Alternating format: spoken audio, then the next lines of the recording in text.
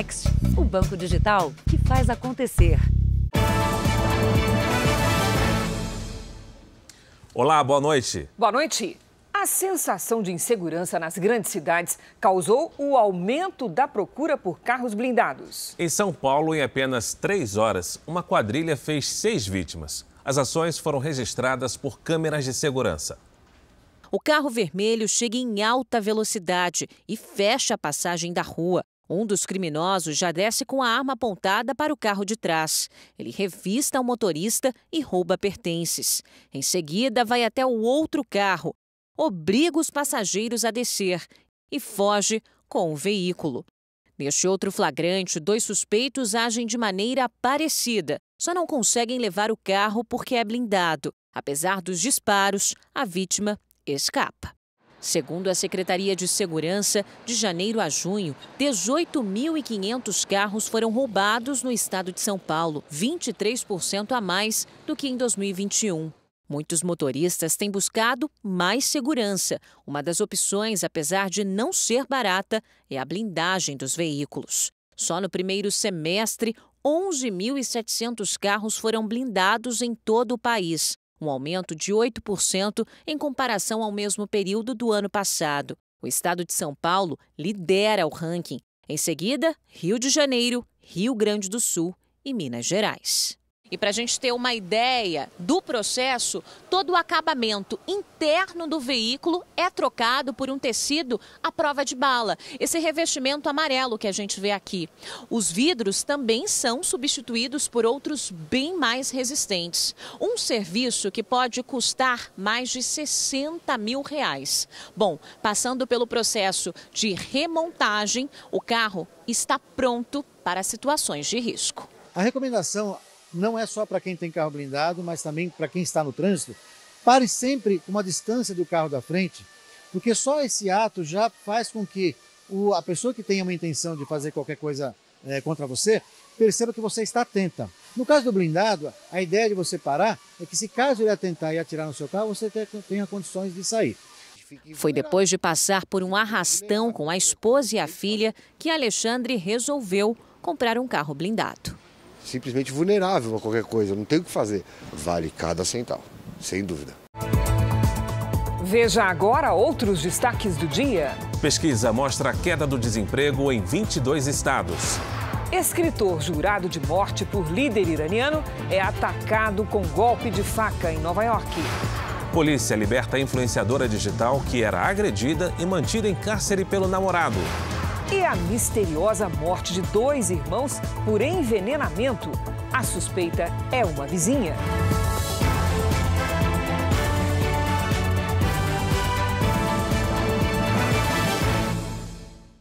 Oferecimento: Investe Mais Bradesco. Seus investimentos num só app.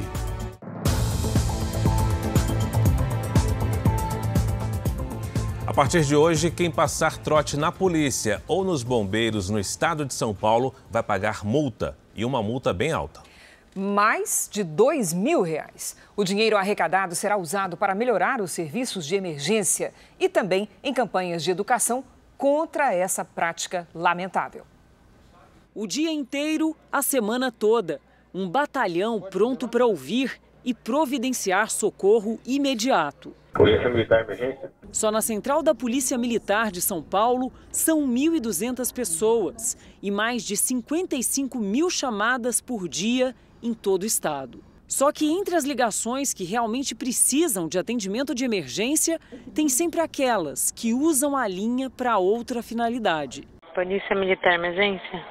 Ah, Cláudia, a menina linda. São quase 4 mil trotes por dia em São Paulo, a maioria para o 190 da Polícia Militar. Polícia Militar Emergência? Moço. Sim, qual a sua emergência? Eu tô sendo seguida. Qual o seu nome? Carole. Sendo seguida como? No Instagram. são crianças, são adolescentes brincando e são pessoas, adultos, né, que às vezes portadores de uma doença psicológica ou simplesmente querendo fazer uma brincadeira, acabam atrapalhando o serviço de atendimento de emergência da Polícia Militar. A partir de agora, esse tipo de piada, de brincadeira de mau gosto, que tanto atrapalha o trabalho de profissionais e equipes inteiras, vai custar caro. Um decreto que vale em todo o estado de São Paulo prevê penalidades e multas superiores a R$ 2.000 para quem passar trotes em instituições como Corpo de Bombeiros e Polícia Militar. Quando for um trote, o policial fará um auto de infração com as informações da ligação e a medida pode resultar em multa. Segundo essa advogada criminalista, o decreto deve inibir muita gente que usa a linha da polícia de maneira irresponsável, dificultando o acesso de quem realmente precisa do serviço. Agora essa vem especialmente com um valor substancial, R$ 2.100 e aproximadamente R$ 50. Então eu acredito que a título de informação, prevenção, vai ser bem importante. As pessoas pensem duas vezes antes de promoverem a perturbação de um serviço de emergência, né? Um serviço de utilidade pública. Um homem foi preso em flagrante no Rio de Janeiro depois de espancar a namorada e manter a jovem em cárcere privado. Ela conseguiu registrar as agressões e mandar os vídeos para a polícia. O socorro chegou depois que os policiais receberam essa gravação. Vai parar ou não vai parar? Ou você para ou acabou? Então para. A voz é de Amanda Souza, de 18 anos. Socorro!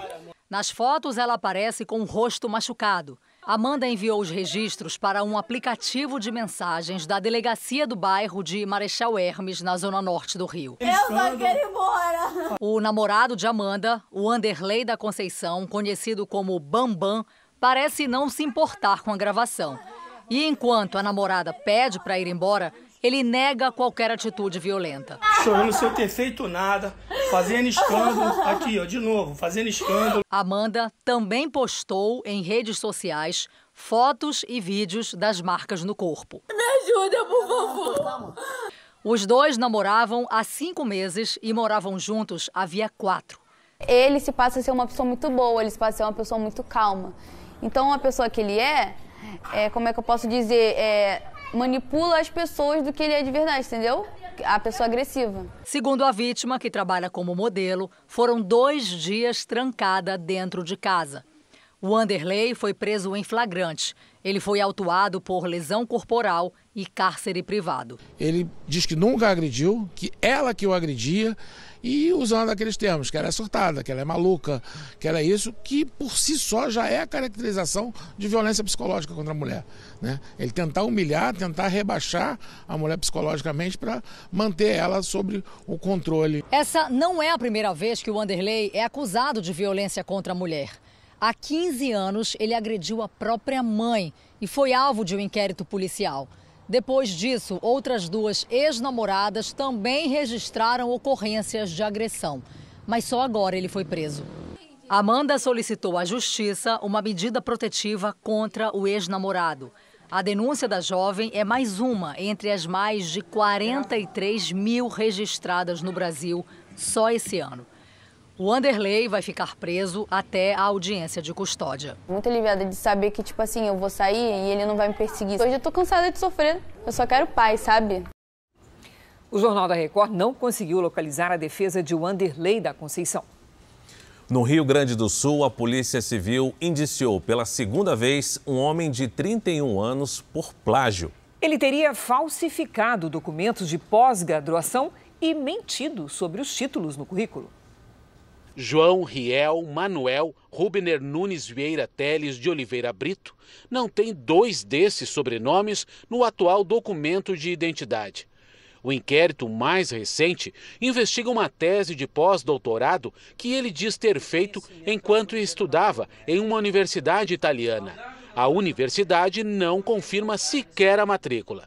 Muita coincidência entre os trechos das obras do João Riel, que ele alega serem de autoria própria, com as obras de outros autores. A polícia identificou um professor universitário de Toledo, no Paraná, que teve a obra plagiada pelo suposto advogado. Ele confirmou que não conhece o suspeito e não autorizou a reprodução de textos. Nessa livraria, especializada em livros jurídicos, um representante de João Riel já recolheu os exemplares assinados pelo autor. João Riel alega ter feito cursos de pós-graduação em universidades da Itália e de Portugal. As instituições disseram que só vão se manifestar mediante pedido da Justiça. Segundo a investigação, as informações que ele disponibilizou no currículo em um site não conferem. Ainda não está claro o motivo das supostas fraudes. O suspeito é investigado desde 2015. Em 2019, ele chegou a se passar por desembargador em uma reunião com o vice-presidente Hamilton Mourão. Nossa equipe entrou em contato com a defesa de João Riel. Os advogados afirmam que o inquérito é uma tentativa de atacar a honra de João Riel e abalar a credibilidade e a reputação dele. Morreu hoje o turista americano que foi vítima de uma bala perdida no Rio de Janeiro. Joseph Thomas, de 28 anos, foi baleado na última terça-feira dentro do apartamento onde estava hospedado. O americano dava aulas de língua portuguesa em Los Angeles, na Califórnia, e passava férias no Rio. Ele foi atingido quando se levantou para pegar o controle remoto da TV. No momento, ocorria um tiroteio entre traficantes e milicianos no Morro do Fubá, na zona norte da cidade. O consulado americano informou que vai cuidar do transporte do corpo aos Estados Unidos. O desemprego caiu em 22 estados brasileiros no segundo trimestre. É o que revela a Pesquisa Nacional por Amostra de Domicílios, divulgada hoje pelo IBGE. Quando quis aprender a preparar doces, a Simone só pensou na própria vontade. Eu amava doce, comecei a procurar receita e fazer. Aprendeu para comer. Aprendi para comer. Os pães de mel que todo mundo elogiava acabaram virando a solução quando a ex-gerente precisou de um novo trabalho e começou a vender doces.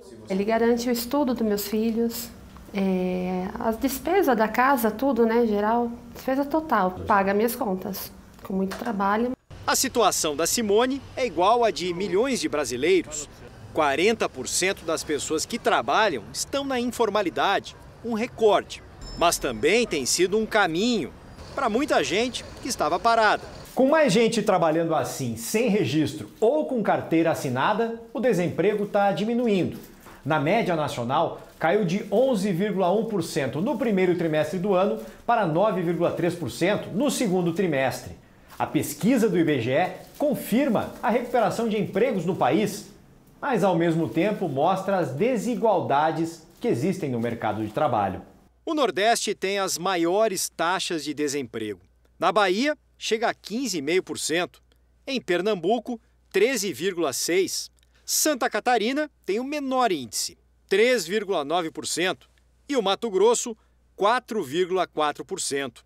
A desocupação é maior entre as mulheres, com 11,6% de desempregadas, do que entre os homens, com taxa de 7,5%. Entre negros, o índice é de 11,3% e entre brancos, 7,3%. A boa notícia é que a pesquisa mostra a ocupação aumentando em todos os grupos. O espaço que nós temos agora para a recuperação do trabalho com qualidade, com o trabalho com carteira assinada, ele é maior nesse momento. Com essa fase boa, qual vai ser o próximo passo da Simone? Meu plano é montar uma loja, né? Ter uma cozinha maior, com pessoas me ajudando e poder crescer mesmo, né? Que é o meu sonho. Vender muito pão de mel. Vender muito, muito. Na Argentina, a inflação atingiu 71% no acumulado de 12 meses. É o maior índice em 30 anos. De acordo com analistas, a desvalorização da moeda argentina e o aumento dos preços podem fazer com que a inflação anual do país passe de 90% até o fim deste ano. O índice anual de inflação calculado em julho é de 71%. o mais alto do continente americano. Supera até mesmo o da ditadura venezuelana, de 62%. A inflação argentina em julho também registrou alta de 7,4% em relação a junho. Um dos setores que mais influenciaram o aumento foi o de recreação e cultura. O ministro do Supremo Tribunal Federal, André Mendonça, paralisou o julgamento de diversos recursos de inquéritos que envolvem o presidente Jair Bolsonaro e apoiadores do governo. A repórter Nathalie Machado tem as informações. Boa noite, Nathalie. Boa noite, Cris. Boa noite, Fara. Boa noite a todos. O ministro André Mendonça pediu vista, ou seja, mais tempo para analisar 20 recursos de 4 inquéritos diferentes. Todos os julgamentos ocorriam no plenário virtual, uma modalidade em que os ministros apresentam os votos apenas por escrito no sistema eletrônico do Supremo e poderiam validar decisões individuais do ministro Alexandre de Moraes. A votação seria entre hoje e a próxima sexta-feira.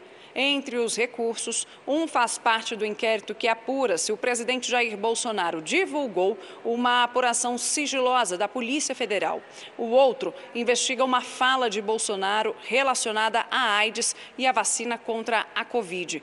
Com os pedidos de vista, todos os julgamentos foram suspensos por tempo indeterminado. Cris, Fara. Obrigada, Nathalie. Veja a seguir, escritor jurado de morte por líder do Irã é atacado com uma faca em Nova York. E veja também, homem armado invade escola municipal de São Paulo e rouba alunos e professores.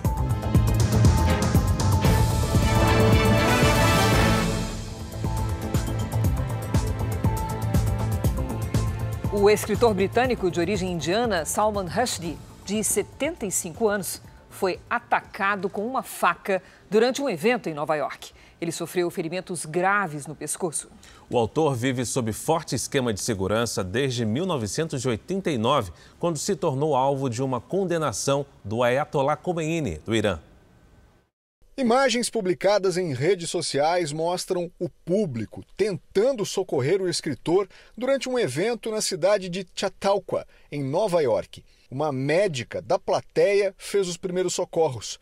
Salman Rushdie estava a minutos de começar uma palestra quando um homem subiu pela parte de trás do palco e o atacou.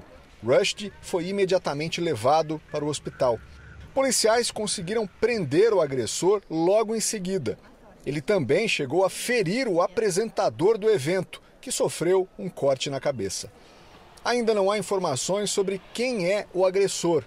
À tarde, a governadora de Nova York informou que Salman Rushdie está vivo e sob cuidados médicos. Um porta-voz disse que o escritor passaria por uma cirurgia. Salman Rushdie tem 75 anos e uma longa obra como romancista. Ele é britânico de origem indiana. O escritor vive sob ameaça desde 1989, quando publicou um de seus livros. Segundo uma interpretação radical do islamismo, a obra Os Versos Satânicos tem passagens ofensivas à religião. A maior autoridade do Irã da época, o Ayatollah Khomeini, editou uma determinação religiosa para que o escritor fosse assassinado. Khomeini morreu pouco depois e o governo do país revogou a ordem anos depois. Mas o escritor nunca pôde viver livre de preocupações. A atriz Anne Heche morreu aos 53 anos, dias depois de um grave acidente de carro nos Estados Unidos. O automóvel da atriz pegou fogo após bater contra uma casa na última sexta-feira. Segundo a polícia, ela dirigia em alta velocidade. Anne Heche teve ferimentos graves na cabeça e não resistiu. A atriz, diretora e roteirista estrelou várias séries de TV e também participou da refilmagem do clássico Psicose. A atriz participou de ao menos 3 filmes que ainda não foram lançados. Anne Heche deixa 2 filhos. A Polícia Federal americana confirmou que os documentos encontrados na casa do ex-presidente Trump, na Flórida, eram ultra-secretos. Isso aconteceu durante a operação de busca e apreensão no início dessa semana. De acordo com o FBI, os arquivos deveriam estar armazenados em instalações especiais do governo, ou seja, não poderiam estar na casa do ex-presidente. A quebra de sigilo do mandado e da lista de itens apreendidos foi pedida pelo Procurador-Geral dos Estados Unidos após ser criticado por ter autorizado a operação de busca e apreensão na casa de Trump. O ex-presidente concordou com a divulgação. Trump escreveu em uma rede social: "Não apenas não me oponho à liberação dos documentos, eu dou um passo adiante e encorajo a liberação imediata desses documentos." Trump chamou a ação de anti-americana, injustificável e desnecessária. Mais tarde, o ex-presidente Trump informou que rebaixou o nível dos documentos. Por isso, eles teriam deixado de ser confidenciais. Veja a seguir: dentista que tentou assassinar a mulher e a filha dela é morto pela polícia. E veja também, presa a quadrilha que furtava carros encomendados por desmanches ilegais.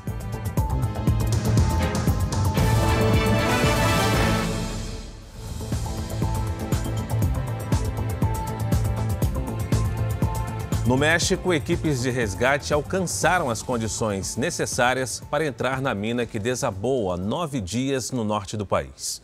Mergulhadores vão participar da operação para tentar retirar os 10 trabalhadores que estão presos. Segundo as autoridades, quase toda a água que havia na mina já foi retirada. Isso aumenta as esperanças de familiares dos mineiros que estão acampados na região à espera do resgate.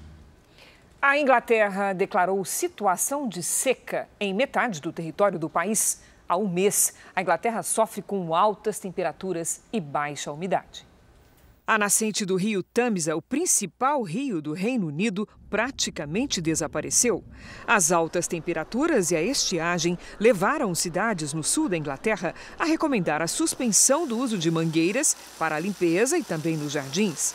Especialistas afirmam que essa é a pior seca na Europa em 500 anos. É visível em locais turísticos, como os jardins da capital francesa, Paris. No sudoeste do país, mais de 1.000 bombeiros combatem um incêndio florestal que devastou uma área equivalente a 7.400 campos de futebol. Mais de 10.000 pessoas tiveram de abandonar suas casas. O secretário-geral da ONU fez um alerta para uma possível catástrofe por causa dos ataques que atingiram a usina nuclear de Zaporizhia, na Ucrânia. Enquanto os governos russo e ucraniano trocam acusações, a ONU pediu que os dois países cheguem a um acordo sobre a usina. A Agência Nuclear das Nações Unidas também exige uma vistoria no local. Na costa da Ucrânia, mais 2 navios deixaram o porto com mais de 60 mil toneladas de milho que serão levadas ao Irã e à Turquia.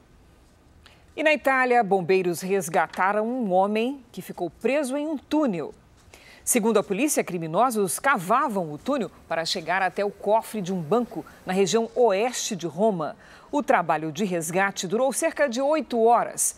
O suspeito, de 57 anos, foi levado para um hospital. 4 pessoas foram presas.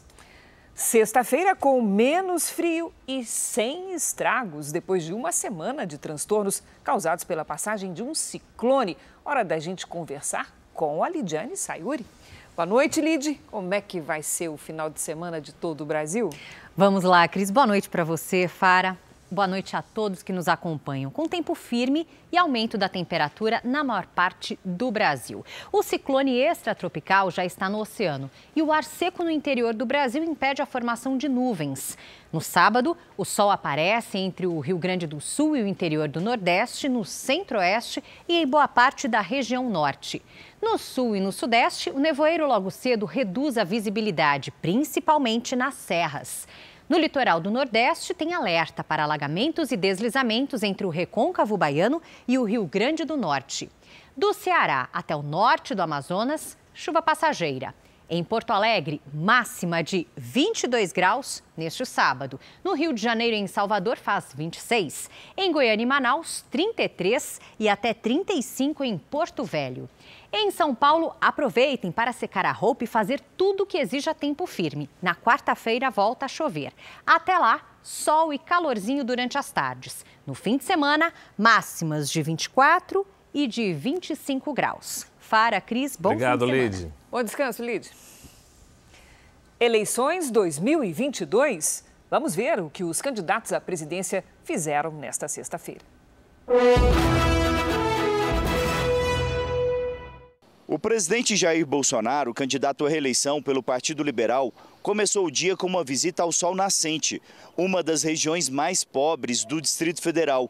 Lá o candidato conversou com moradores. Bolsonaro também parou para tomar caldo de cana, comer pastel e tirar fotos. A campanha de Jair Bolsonaro avalia como positiva a estratégia de focar a busca por votos no Sudeste, além de tentar conquistar o eleitorado jovem com a participação em lives, programas na internet. Nos próximos dias, o presidente vai continuar focado no Sudeste e em busca de ampliar a comunicação com os eleitores jovens e mulheres. Neste fim de semana, Bolsonaro vai para o Rio de Janeiro e na semana que vem lança a candidatura em Juiz de Fora, Minas Gerais, cidade onde sofreu o atentado à faca em 2018. À tarde, o presidente gravou programas eleitorais em Brasília. O candidato do Novo, Felipe Dávila, participou de um ciclo de debates com empresários em Belo Horizonte.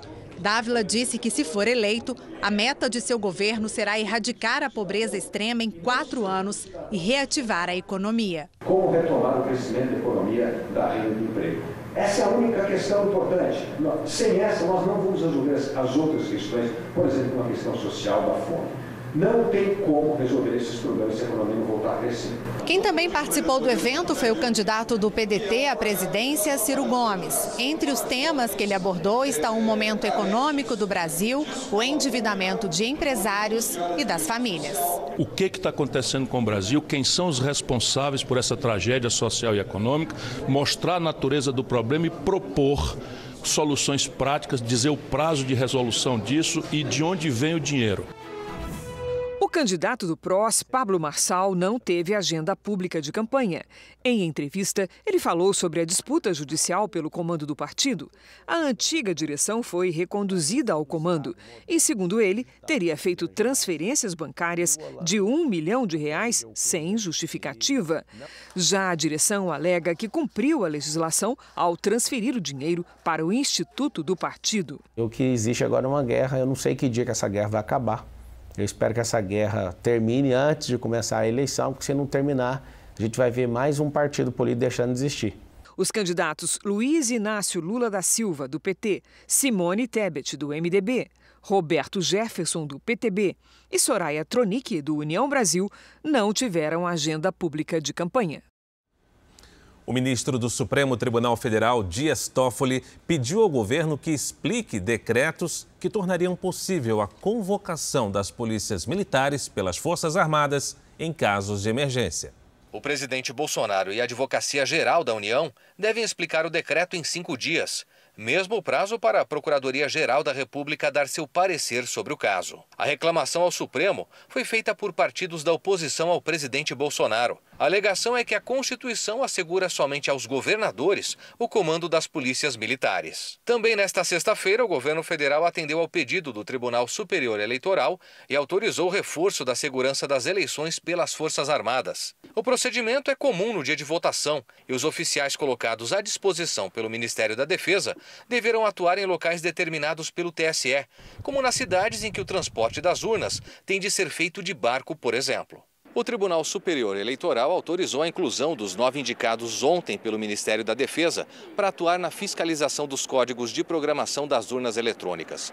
Uma forma de baixar a temperatura para a gestão de Alexandre de Moraes, que toma posse como presidente do TSE na terça-feira.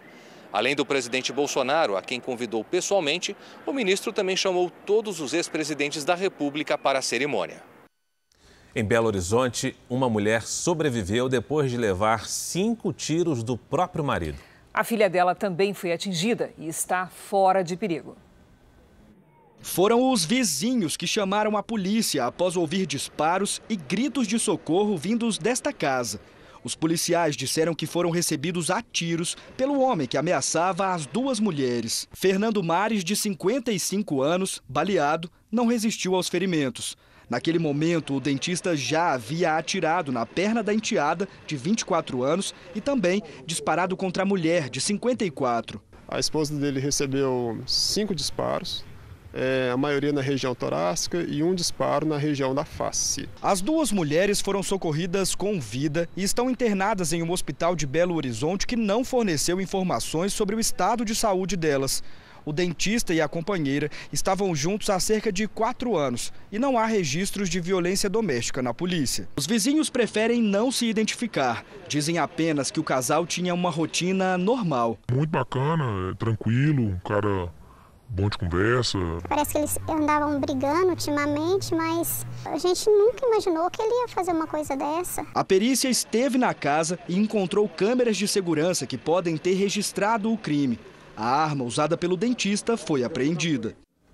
A Polícia Civil fez uma operação contra os diretores de um sindicato que representa trabalhadores do transporte rodoviário de São Paulo. Eles são suspeitos de receber propina, além de lavagem de dinheiro, ocultação de bens e organização criminosa.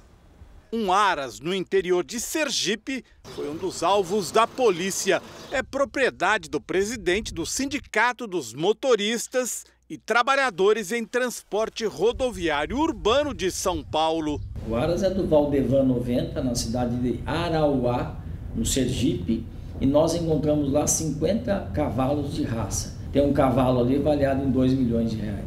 Ao todo, 10 mandados de busca e apreensão foram cumpridos. Na casa de José Valdevan de Jesus Santos, o Valdevan 90, na região metropolitana de São Paulo, foram apreendidas uma coleção de relógios e outra de canetas, além de dinheiro vivo. A ação só pôde acontecer hoje porque Valdevan, que era deputado federal, teve a cassação confirmada pelo TSE e perdeu a imunidade parlamentar. Segundo a investigação, a renda mensal declarada por ele é de R$ 3.000, incompatível com os bens. Ele é um sindicalista, tem um salário de cobrador e é um sindicalista que deveria receber uma pequena verba do sindicato para a sua sobrevivência. Outro alvo de hoje foi Marcelo Ribas dos Santos, que a polícia identifica como testa de ferro de Valdevan. Ele fez saques de quase R$ 4.200.000, que teriam abastecido a campanha do presidente do Sindimotoristas a deputado. Segundo a polícia, os investigados cometeram vários crimes, como ameaça, extorsão, apropriação indébita, lavagem de dinheiro e ocultação de bens e capitais.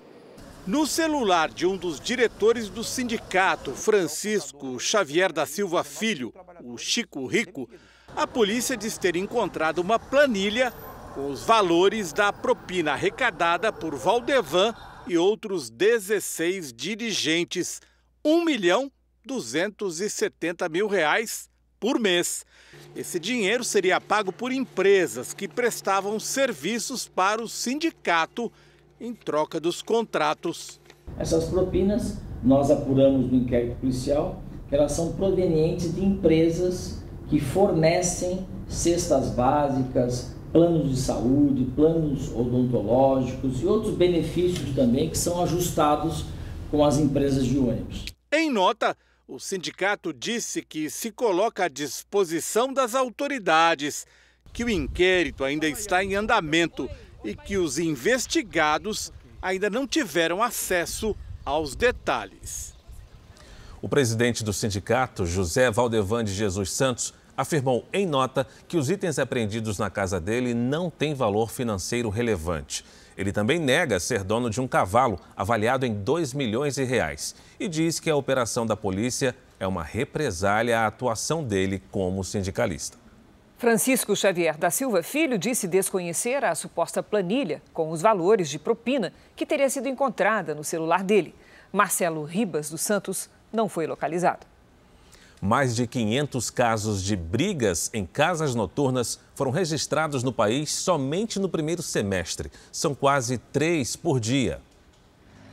O olho ainda está roxo. O rosto já desinchou um pouco na comparação com as fotos da semana passada, mas as dores nas costelas e no joelho ainda incomodam.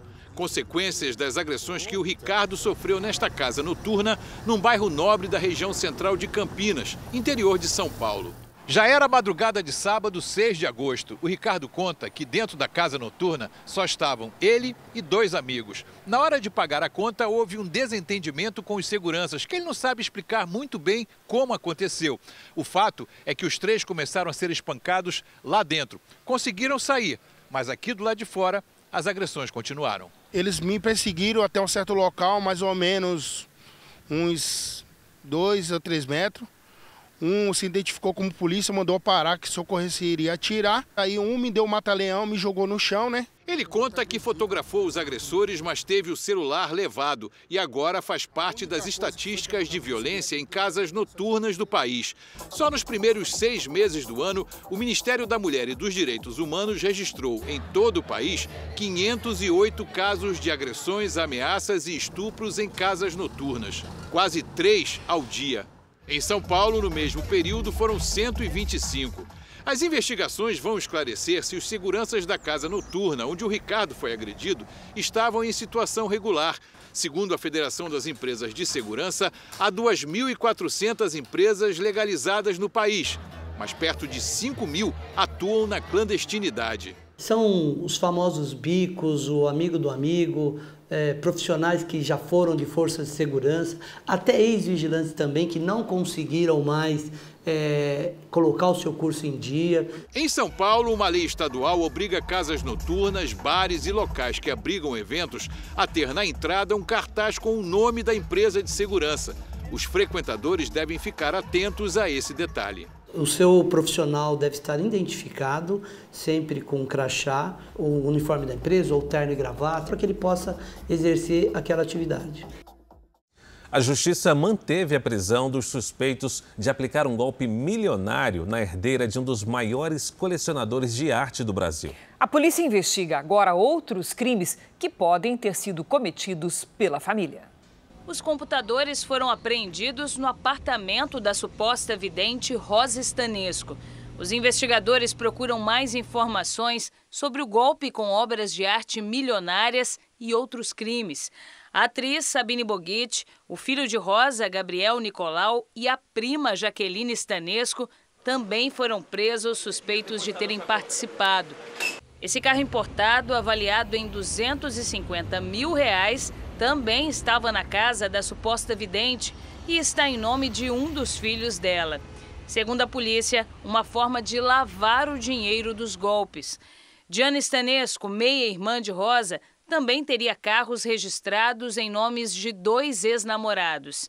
Nos depoimentos que deu à polícia em 2020, ela disse que o carro e R$80 mil em dinheiro foram levados pelo ex-companheiro para São Paulo depois de uma briga.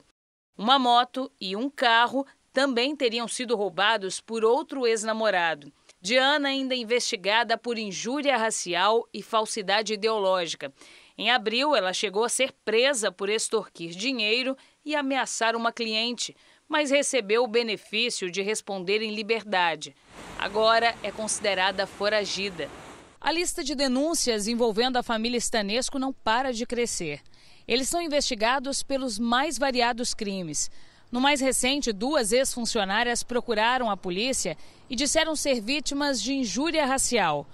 Elas também denunciam que não receberam pelo tempo em que trabalharam para os supostos videntes. Larissa diz que foi contratada para trabalhar na casa da família, mas foi dispensada sem receber pelo serviço. Eles simplesmente vão fazendo isso. Rotatividade, todo dia tem gente na casa deles, todo dia eles entrevistam pessoas e simplesmente não pagam. Depois do trabalho executado, eles não pagam. A defesa da família Stanesco não se pronunciou sobre as novas denúncias. Uma sequência de arrastões provoca medo na população de São Paulo. Restaurantes e até escolas entraram na mira dos criminosos. As imagens mostram quando um homem armado e cobrindo a cabeça com um capuz entra na escola. Ele segue para uma classe onde rende alunos e professores. Depois, no corredor, ameaça funcionários e entra em mais uma sala de aula para roubar. Essa outra câmera mostra o momento da fuga. Os alunos correm assustados no pátio. O assaltante tenta sair por um portão, mas não consegue. Ele volta e foge, pulando o muro. O cara tinha assaltado e a professora chamou eles para dentro da sala e colocou um monte de coisa na porta para o ladrão não entrar. O criminoso está foragido. Não há hora nem lugar certo para os assaltos. Um restaurante nessa rua movimentada do bairro de Pinheiros, zona oeste de São Paulo, foi invadido no horário do almoço. A câmera do restaurante registrou a ação. Este homem de jaqueta entra por volta da 1h30 da tarde e vai direto para o banheiro. Sai depois de 3 minutos com uma arma na mão e anuncia o assalto. Leva celulares, carteiras e um relógio dos clientes. O roubo não durou mais do que 5 minutos. E o assaltante foi pego a menos de 100 metros do restaurante, nesta estação, quando comprava o bilhete do metrô. Segundo a polícia, ele estava com todos os objetos roubados e a arma que usava era falsa. A delegacia do bairro registrou o dobro no número de roubos no primeiro semestre deste ano, em comparação com o mesmo período do ano passado. 3 homens foram presos hoje em São Paulo. Eles são suspeitos de participar de uma quadrilha especializada em furto de veículos. Os carros eram encomendados por desmanches ilegais. 8h50 da manhã. Os criminosos nesse carro prata já estão nas ruas à procura dos veículos encomendados pelos desmanches. Todos os dias eles seguem a mesma rotina. Alvo escolhido e o suspeito arromba o porta-malas com rapidez. Em poucos segundos ele destrava a porta e leva o carro. Outra câmera flagra o criminoso minutos antes pegando com um parceiro as ferramentas usadas no furto. Aqui os ladrões caminham pela rua à procura de câmeras de vigilância. Eles desistem de cometer o crime no local e vão para o quarteirão seguinte. Ali escolhem o carro, checam se não há rastreador e desligam o alarme. Dias depois, num outro furto, o criminoso está de luvas para não deixar as digitais. A imagem não mostra, mas em menos de 30 segundos ele leva o utilitário preto. Os policiais do Departamento de Investigações Criminais monitoraram o grupo durante dias. Registraram imagens e mapearam toda a região dos crimes. Aqui os agentes seguiram os suspeitos quando eles se preparavam para roubar um carro. 3 integrantes da quadrilha foram presos. O grupo agia sempre pela manhã. Eram pelo menos 2 furtos por dia. Os suspeitos tinham preferência por carros com alta procura no mercado clandestino de peças. O próximo passo dos policiais agora é prender quem fazia a receptação dos veículos furtados. E eles furtam esses carros tanto para abastecer o mercado clandestino de peças, que são os desmanches, como também para repassar esses carros para quadrilhas para praticarem outros crimes, como sequestros relâmpagos, sequestros fazendo uso do Pix, ou até para praticarem roubos a agências bancárias. Então, é muito importante tirar esses furtadores de circulação.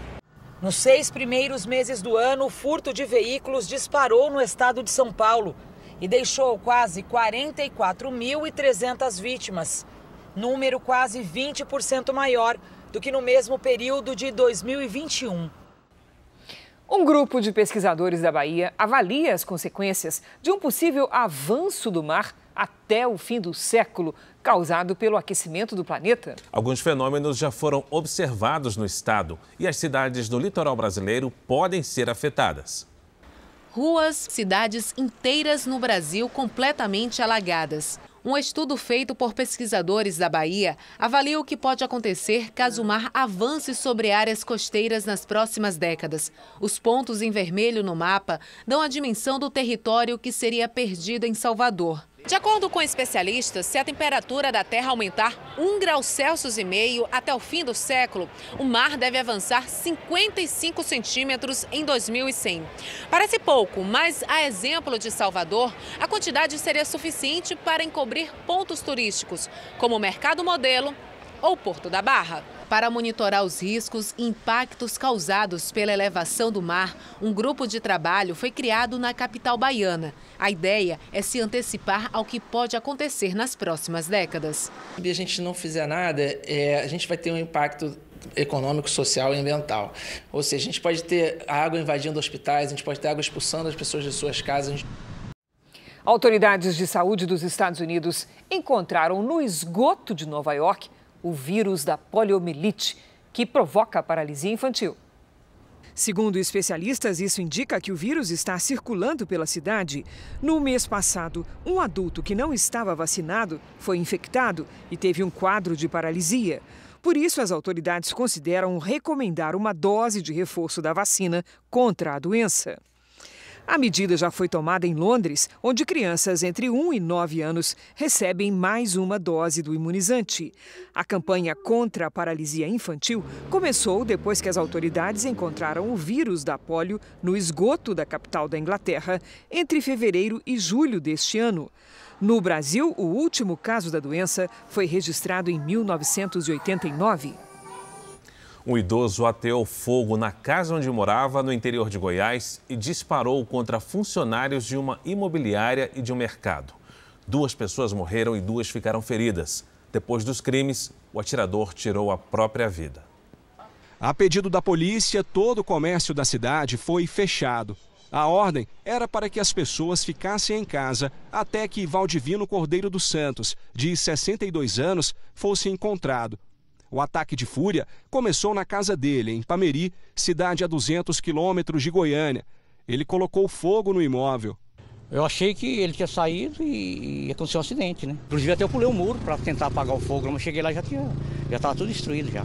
Imagens do circuito de segurança mostram o idoso entrando nesta imobiliária.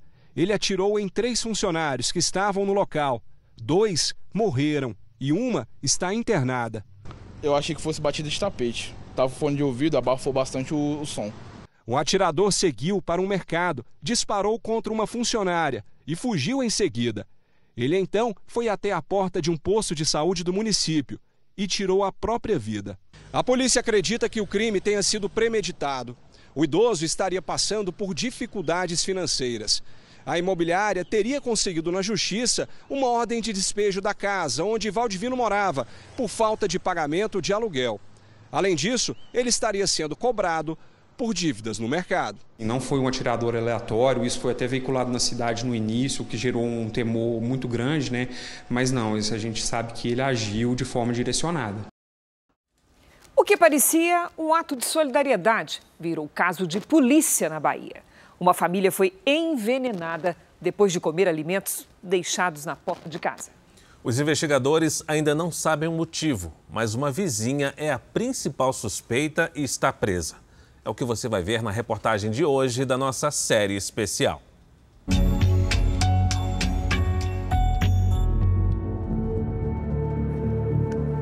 De um lado, uma família inteira. Do outro, uma mente criminosa acima de qualquer suspeita.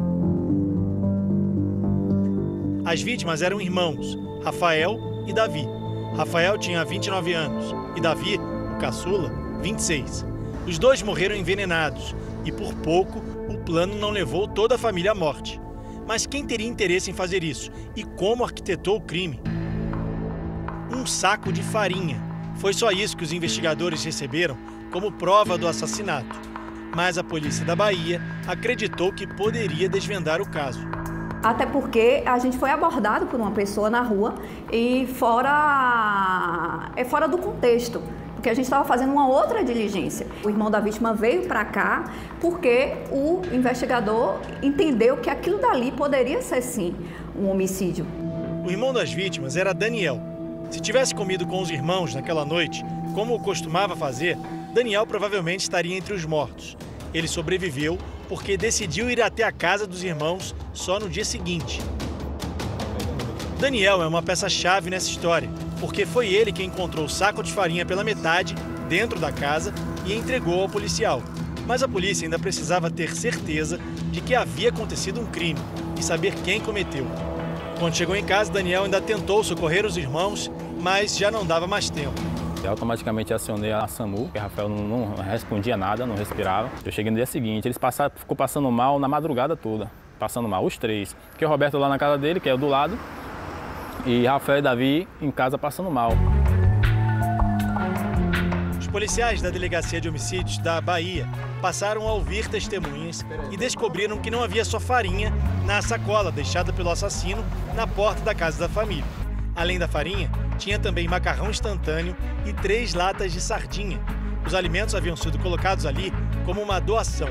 O exame feito na farinha detectou um pó branco, que continha arsênio e malation, 2 substâncias usadas como inseticidas.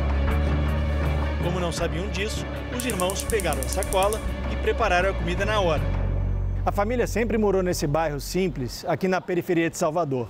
Rafael e Davi sobreviviam do dinheiro que conseguiam com a venda de latinhas e da doação de parentes e amigos. Quase sempre recebiam comida. Era comum que os vizinhos colocassem os alimentos em sacolas na porta de casa assim. O que não era comum é que esses alimentos estivessem contaminados. Quem envenenou a comida sabia que eles passavam necessidade. Um dos irmãos, que preparou os alimentos em casa, quase virou suspeito do crime. Roberto, o 4º irmão. Ele estava na casa e se ofereceu para preparar a comida. Afastamos essa possibilidade de ter sido o Roberto, porque ele também ingeriu e a esposa dele também ingeriu. Um ano depois de provar os alimentos envenenados, Roberto ainda faz tratamento para tentar recuperar os movimentos dos braços e das pernas, sequelas do envenenamento. Todo mundo aqui se conhece desde cedo? Conhece todo mundo desde cedo, desde pequeno. Todo mundo nascido e criado aqui. Quer dizer, foi uma surpresa para todo mundo, uma vizinha fazer isso. Uma surpresa. A esposa do Roberto, Maria Dineide, também provou um pouco da comida e foi internada com sintomas graves. Ela sobreviveu, sem sequelas, mas não quis gravar entrevista. Faltava o Sandro, o irmão mais velho, o último a saber do que aconteceu. Ele mora longe. Rapaz, o que a gente espera? A justiça, né? Que a justiça seja feita, né? Afinal de contas, ela quase mata 4 pessoas. Ela matou 2, uma infelizmente não teve nem chance de ir para parar no hospital, morreu na hora. O outro está se debatendo no hospital. E o outro, meu irmão, está lá, internado no hospital, tentando se recuperar. A principal suspeita de ter envenenado a comida é a vizinha da família, uma mulher de 44 anos que cresceu na casa ao lado dos irmãos, de quem ninguém nunca desconfiou. Ana Maria Ferreira confessou e foi presa preventivamente. Os investigadores apontam Ana como a arquiteta do crime.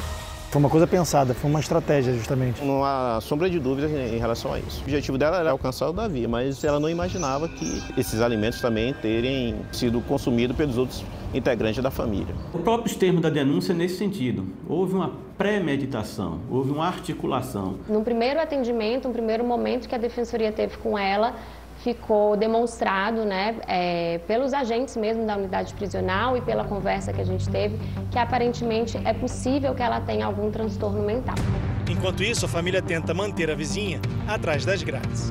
Uma pessoa totalmente normal, inclusive trabalhadeira.